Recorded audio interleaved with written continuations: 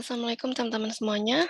Pada pekan hari ini, saya akan menjelaskan terkait dengan laporan keuangan konsolidasi. Nah, ini laporan keuangan konsolidasi kan banyak mahasiswa yang bilang kalau ini rumit gitu ya. Nah, ini teman-teman, mudah-mudahan penjelasan saya kali ini bisa mempercerah itu, mempercerah pikiran mindset terkait dengan laporan keuangan konsolidasi ini. Oke, langsung saja ya saya ke slide selanjutnya. Oke, sekarang kita akan mencoba mendefinisikan dulu. Apa sih yang disebut dengan laporan keuangan konsolidasi itu?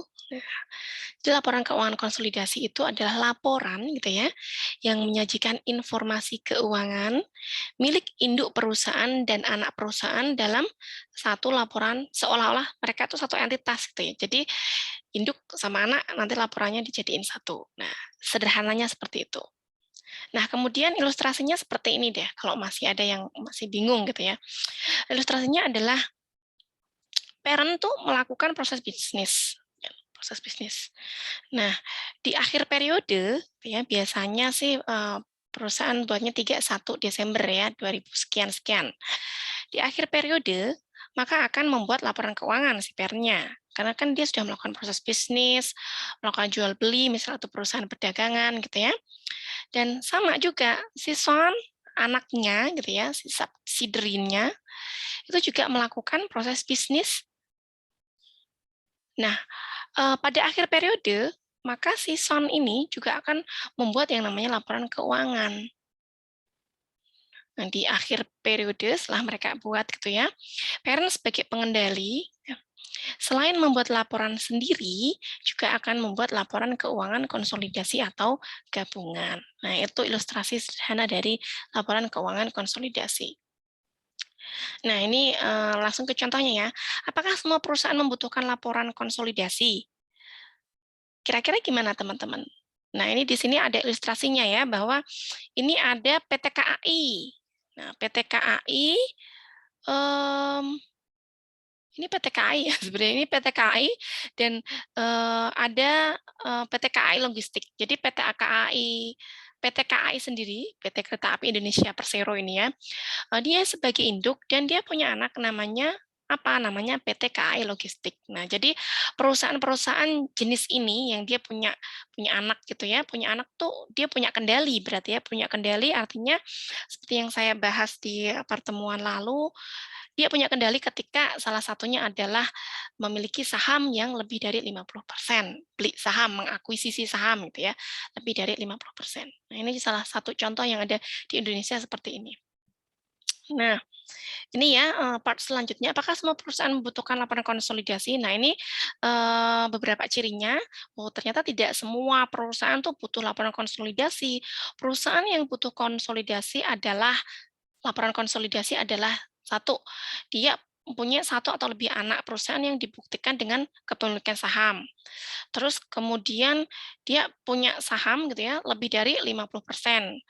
Kemudian dia juga punya kendali penuh terhadap si anaknya. Ini saya ambil dari BIMS gitu ya, bahwa ilustrasinya dengan gambar ya. Ini ada Percy Company sebagai parent, dia punya 90% saham, anaknya namanya Sandel Corporation gitu ya.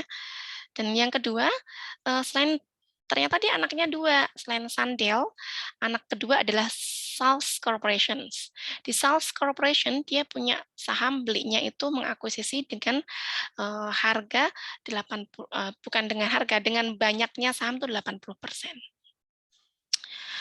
Oke, nah ini untuk lebih ke teknisnya mungkin ya, biar lebih sederhana. Nah, teknisnya gimana, Bu? Gitu kan.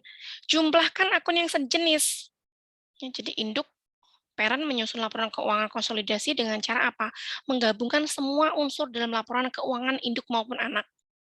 Nah, ini laporan keuangan ya. Laporan keuangan kan isinya neraca, laporan laba rugi, laporan arus kas, dan laporan perubahan ekuitas atau perubahan modal. Nah, ini ditambahkan nih. Semua akun-akun, semua unsur yang ada di sini tuh ditambahkan. Kalau neraca, aset, liabilities, dan equities-nya ditambahkan dari mana?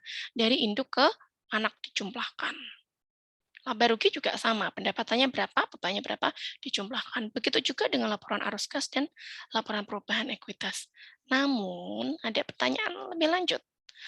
Namun, apakah semua akun tuh mesti serta-merta gitu ya dijumlahkan, terus investasi anak sama investasi induk tuh dijumlahkan, hasilnya berapa, hanya penjumlahan matematika saja? Ternyata jawabannya no, gitu ya, no.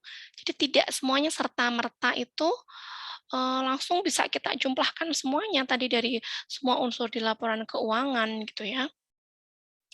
Nah, ini untuk kita apa saja sih yang apa namanya yang tidak boleh dijumlahkan? Kita lihat berbagai ilustrasi dari BIMS. Oke, di kasus yang pertama, ini ilustrasi yang pertama. Ini saat apa?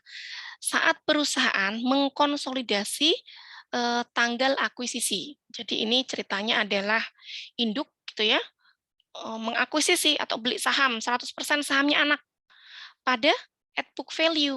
At book value itu maksudnya apa, Bu? At book value itu ketika gitu ya, apa harga harga perolehan ya, harga perolehan dari si anak, si son ini dibeli sama dengan fair value-nya. Misal book value-nya 80, fair value-nya juga 80. Nah, itu dibeli 100% oleh siapa? Oleh si POP. Nah, ilustrasi pertama itu adalah investasi saat si parents ini, si POP ini pada awal akuisisi ya. Sebesar berapa? 100%. Nah, ini adalah ilustrasi soal dan ilustrasi neraca gitu ya. Ilustrasi neraca. Ini bisa ditengok di sini gitu ya, bahwa ini yang saya jelaskan tadi. Ini serta-merta apa namanya, apakah serta-merta dijumlahkan? Nah, ternyata yang dapat langsung dijumlahkan tuh apa? Yang cash, dapat langsung dijumlahkan ya. Kemudian apa saja, Bu? Other current asset. Jadi aset lancar lain-lain banyak gitu ya, ada piutang dan lain sebagainya. Itu dijumlahkan. Nah, total current asset, nah ini otomatis gitu ya. Aset tetap dijumlahkan juga, gedung apa gitu ya, peralatan sebenarnya dijumlahkan. Termasuk juga akumulasi depresiasi, ternyata harus dijumlahkan juga. Namun yang tidak bisa dijumlahkan adalah, salah satunya coba tengok di sini, investment in son 100%. Ini di POP-nya 80, son-nya 0, ternyata ini tidak menjadi 80 plus 0 sama dengan 80, enggak. Ternyata ini harus dihapus. Kenapa? Kenapa ini dihapus? Kenapa ini dilakukan namanya nanti kalau kita tengok ini dieliminasi gitu ya, disesuaikan, dieliminasi atau disesuaikan. Ya ternyata di sini sudah saya kasih tulisan nih, karena investasi itu apa sih? Adalah parent gitu ya, mengeluarkan uang untuk memiliki perusahaan son. Jadi ini dia tidak boleh dijumlahkan karena ya sama aja. Nanti punyanya Son juga punyanya si parent gitu ya. Son juga punyanya si Pop. Nah, dan sekali lagi laporan keuangan konsolidasi itu kan kayak ilustrasinya yang lain adalah seperti saya dengan anak saya gitu ya. Dan itu kalau saya mengakuisisi anak saya gitu ya, itu di luar kan jadi terlihat serumah gitu ya. Oh, ternyata serumah itu isinya ada saya sama anak saya. Nah, itu ya yang saya maksudkan tadi. Nah, kemudian apalagi yang tidak boleh digunakan tidak serta-merta harus dijumlahkan. Ternyata akun dari ini stockholders equity, ada capital stock, ada return earning, ini dia tidak boleh serta-merta langsung dijumlahkan. Kita tengok di sini. Capital stock-nya ini 200. Maka yang diakui yang mana? Yang dipakai adalah yang punya si POP sebesar 200. Begitu juga dengan laba ditahan. Laba ditahannya si POP 40, itu juga laporan keuangan konsolidasinya adalah 40. Itu ya teman-teman ya. Oke, kita langsung ke next. Nah, Nah, tadi ternyata yang tadi kita tengok, yang investasi yang tidak boleh langsung serta-merta dijumlahkan, investasi, stockholder equity, itu yang disebutlah dengan yang namanya akun yang bersifat resiprokal. Yang tadi saya terangkan itu adalah beberapa contoh akun yang bersifat resiprokal.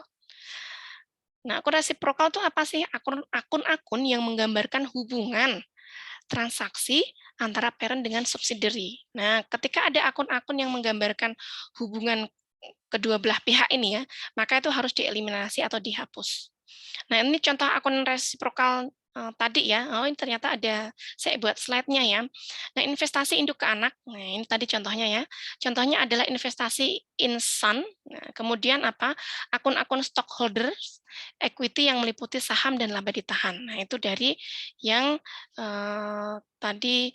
Nah, ini investasi Inson sama capital stock sama return earnings. Nah, itu contoh-contoh dari akun-akun yang bersifat resiprokal di kasus yang tadi gitu ya.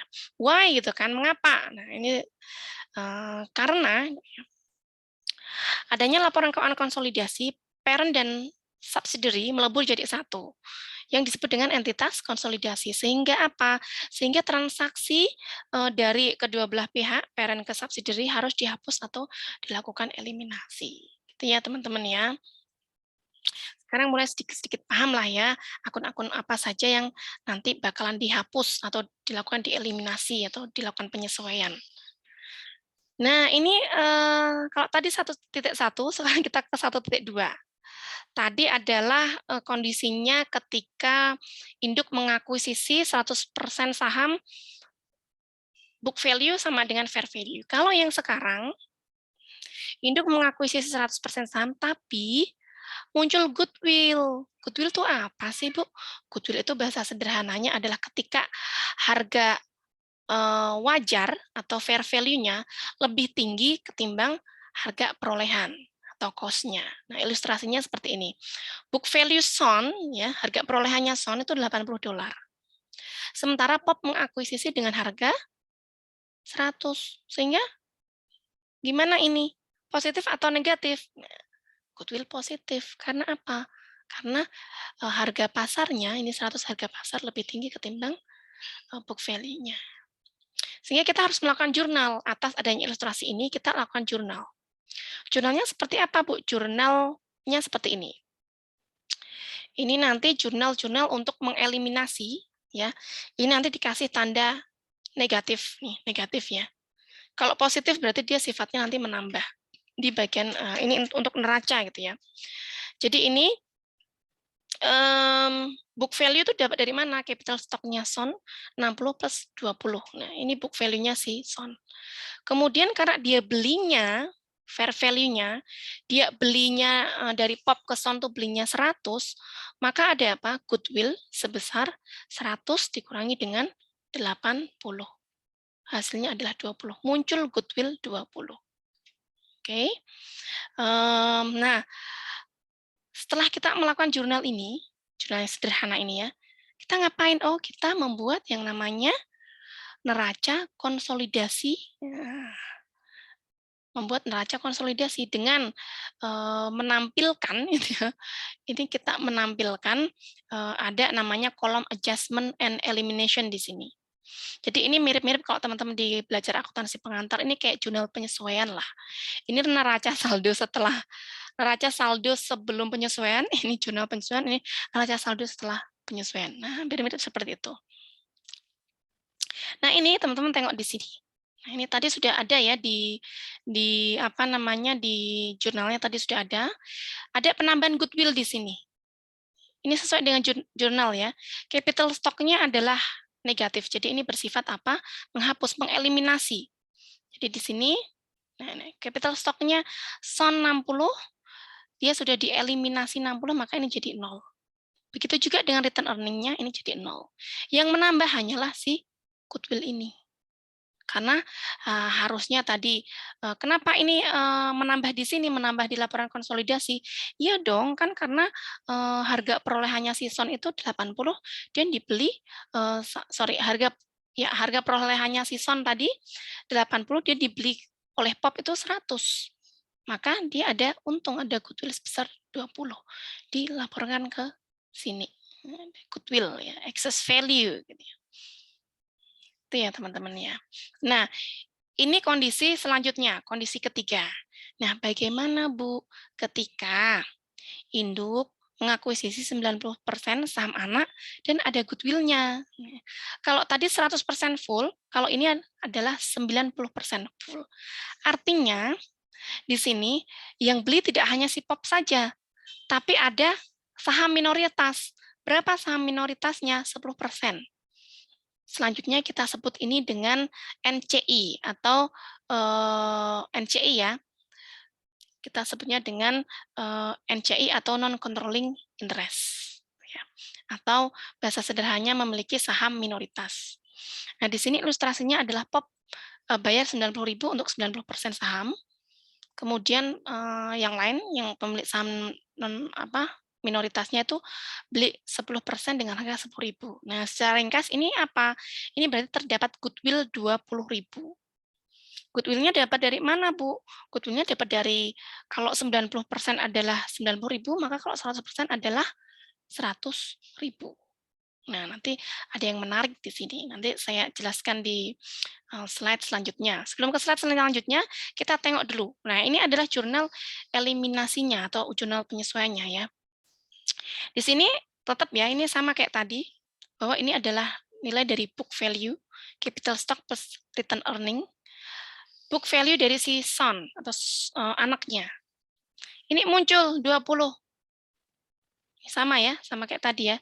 Tapi yang bedain ini adalah investment in Son-nya adalah 90 dan ini non-controlling ada bagian 10 untuk siapa? Untuk saham minoritas. Jadi ini bagiannya induk karena tadi beli 90%, ini bagiannya saham minoritas. Ini di sini muncul goodwill 20. Oke ya. Nah, di sini. Di sini ada yang unik ya. Uniknya di mana? Kalau teman-teman lihat nanti pelan-pelan ya, dilihat di bukunya BIMS, mungkin ada pertanyaan seperti ini. Loh Bu, itu kenapa gitu kan goodwill dicatat penuh 20. Nah, padahal kepemilikannya kan hanya 90%. Gitu. Kenapa dicatat penuh 20? Nah, ternyata gitu kan asal-usulnya seperti ini. Goodwill ini diakui oleh perusahaan yang memiliki kendali. Sementara yang memiliki kendali siapa? Si Pop. Si Pop yang memiliki kendali adalah si Pop. Karena induk. Maka goodwill-nya ini semuanya dicatat oleh punyanya si induk dalam laporan apa? Laporan konsolidasinya. Itu ya teman-teman. Kalau yang lain-lain ini sama. Ini ada tambahan sedikit di sini ya, non-controlling interest. Ini dia sifatnya menambah ya. Iya dong menambah kan karena ada ada saham baru untuk menunjukkan laporan konsolidasi ini untuk nunjukin ternyata di perusahaan ini ya itu ada saham minoritasnya loh sebesar berapa $10 atau 10% gitu ya. Nah, apakah perbedaan antara ketiga transaksi tadi? Nah, ini yang nanti buat tugas teman-teman. Apakah perbedaan setelah tadi saya jelaskan panjang kali lebar, teman-teman harus bisa menganalisis, memverifikasi dan menganalisis sesuai dengan bahasa teman-teman. Nanti ada di penugasan ya. Apakah perbedaan antara ketiga transaksi tadi? Nanti dijawab ya, akan jadi tugas. Nah, selanjutnya kalau tadi kita selesai dengan tadi ketiga kondisi tadi adalah itu pada saat terjadinya akuisisi. Jadi kalau saat terjadinya akuisisi tadi kita asumsikan 1 Januari 2021. 1 Januari 2016. Karena ini ilustrasinya 2016. Nah, kalau kondisi yang sekarang itu adalah bagaimana Bu ketika itu akuisisinya itu kita membuat neraca konsolidasi, tapi kondisinya adalah setelah terjadi akuisisi, tepatnya setahun setelah terjadinya akuisisi. Nanti di soalnya nanti bisa macam-macam ya, bisa setahun, 2 tahun gitu ya, tergantung kreativitas saya kalau nanti misal, UTS gitu ya. Ini, bagaimana jika setahun, Bu? Gitu kan. Nah, sebelum kita membuat neraca konsolidasi after acquisition gitu ya, kita tengok dulu di sini. Oh, ternyata selama setahun itu gitu kan, ini cash-nya segini loh, 54,8, cash-nya si Pop, cash-nya si Son itu 30. Dividennya berapa? Oh, dividennya itu piutang ya, berarti ini apa? Ini piutang. Dividen receivable tuh piutang. Jadi si Pop ini punya piutang, punya piutang dividen. Piutangnya kemana? Otomatis ke Son-nya ya. Berarti di sini Son-nya punya utang. Son-nya punya utang. Utangnya berapa nih? Terlihat di sini 20. Nah, kemudian aset lancar yang lain 82 untuk Pop dan Son-nya adalah 56. Kemudian untuk plan asetnya 150 dan 90. Akumulasi depresiasinya 40 dan 16. Investment in Son-nya sebesar 90% sebesar 108. Ini nanti 108 dapat dari mana sih, nanti saya jelaskan ya. Dan seterusnya. Jadi teman-teman sebelum nanti membuat neraca konsolidasi harus tengok dulu nih neraca sebelumnya 1 tahun tuh terjadi apa, gitu kan. Nah, di sini terlihat satu ada kondisi Pop acquired gitu ya. 90% tadi ya, itu kondisi tadi ya, 1 Januari 2016. Jadi Pop itu mengakuisisi 90% apa namanya, saham dari si Pop dengan harga $90.000. Nah, kemudian book value-nya 80, itu yang tadi ya. Kemudian yang kedua, ada di situ muncul yang namanya account payable atau utang ya, utang dagang, utang usaha. Ke Son ya, sebesar berapa? 10.000. Jadi ini Son utang ke Pop, out to Pop. Berarti Son hutang ke Pop sebesar berapa? 10.000. Nah, selama 2016 dari 1 Januari 2016 sampai dengan 31 Desember 2016 gitu ya.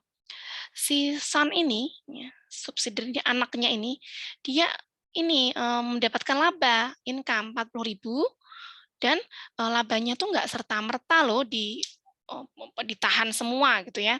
Tapi dia ini juga dibagikan dalam bentuk apa? Di-declare ya, ini belum dibagikan tapi di-declare. Di-declare dalam bentuk apa? Dalam bentuk dividen sebesar berapa, Bu? Sebesar $20.000. Nah, contohnya ya, ada hitung-hitungannya di sini. Ini original investment-nya 90.000 ditambah dengan 90% dikalikan apa? Dikalikan dengan net income-nya. Kenapa Bu si Pop ini kok dapat net income-nya? Iya dong, karena gitu kan si Pop itu sudah di sini fungsinya si Pop itu sudah mengakuisisi, sifatnya sudah mengendalikan. Kalau dia sudah mengendalikan, ingat di pertemuan sebelumnya bahwa ketika si Pop ini dia sudah mengendalikan, maka berapapun laba dari si Son ini, maka harus dibagi dengan atau harus dikasih ke si induknya gitu ya. Sebesar apa? Sebesar persentase saham dari si induk ke anak. Nah, ini sahamnya tadi 90%, maka 90% dikalikan dengan 40.000.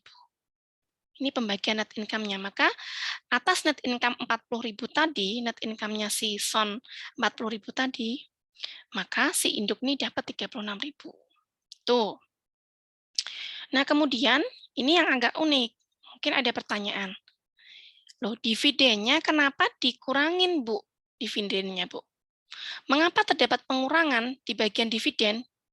Iya dong, karena kan dividen yang dibagikan ya akan mengurangi net income atau labanya. Net income-nya Son itu kan merupakan net income dari si parent itu sendiri. Gitu ya. Jadi kalau teman-teman masih bingung ini, belajar pengantar akuntansi dan AKM-nya. Karena ini terkait dengan pembagian dividen, pembagian apa itu namanya laba, atau dia mau dijadikan laba ditahan, itu di akuntansi pengantar dan AKM.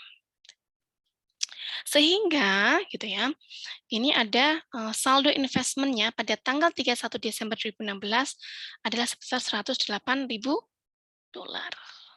Gitu ya. Nah, atas soal yang ini tadi, kita buatlah yang namanya jurnal penyesuaian dan eliminasi. Jurnal penyesuaian dan eliminasi. Yang ini sama seperti jurnal pada saat akuisisi awal tadi.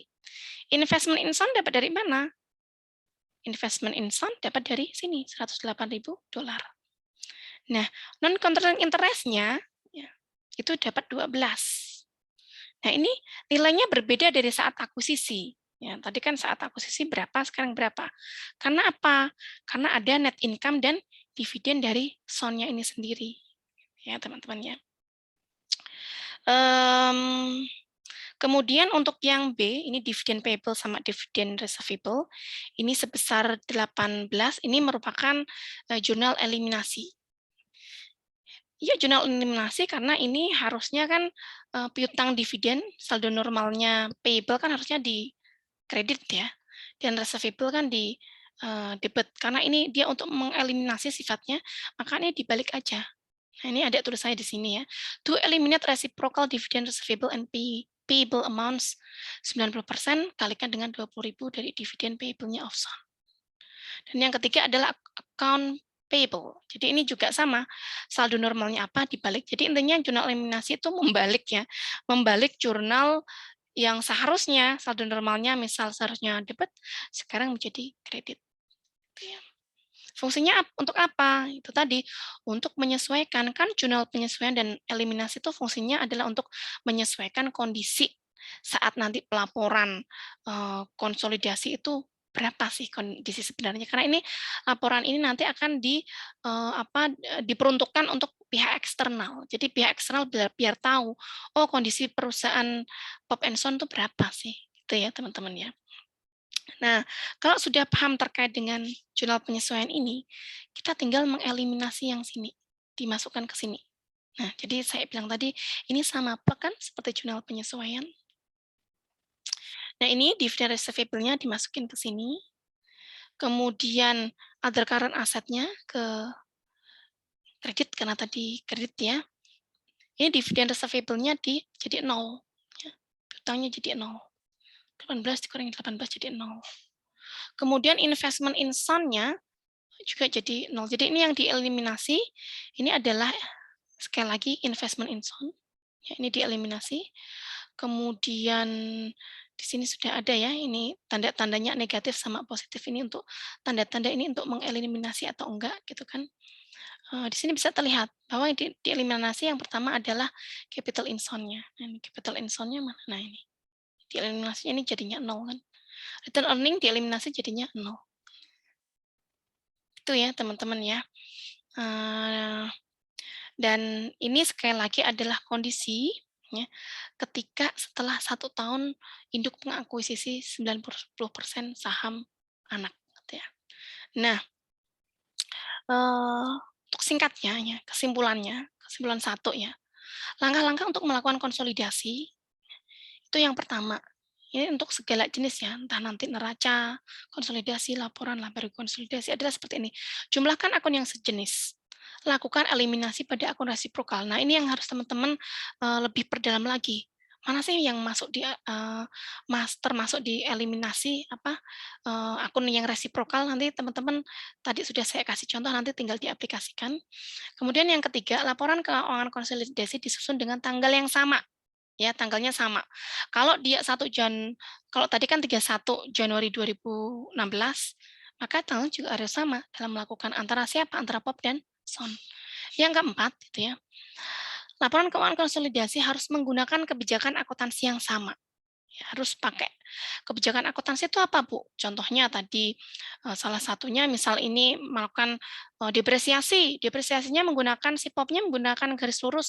Sisanya juga sama harus menggunakan depresiasi metode garis lurus dan sebagainya ya dan lain-lain. Nah, untuk lebih komprehensifnya teman-teman bisa tengok langkah-langkahnya di PSAK 65. Oke, yang sebelum ke kesimpulan selanjutnya, Nah, ini tadi ya teman-teman ya, ini dia menggunakan metode equity. Jadi di laporan keuangan konsolidasi itu dia menggunakan metode equity.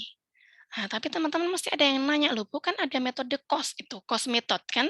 Ada dua yang dari pertemuan lalu itu kan ada method cost sama equity method. Cost itu yang buat apa, Bu? Cost itu digunakan. Ini salah, sebenarnya ada salah duanya ya. Salah duanya yang pertama adalah ketika dia investasinya bersifat trading ya.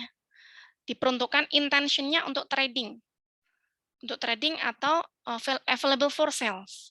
Kalau ini tadi intention atau tujuannya, ini kan untuk apa? Ini tujuannya untuk memiliki gitu ya, memiliki. Kalau yang menggunakan cost method adalah ketika hanya untuk trading aja, untuk main saham. Atau untuk dia beli kemudian nanti 1 tahun lagi dijual. Itu ya teman-teman ya. Trading sama available for sale. Kemudian itu dulu ya teman-teman ya. Saya lupa tuh ada 3.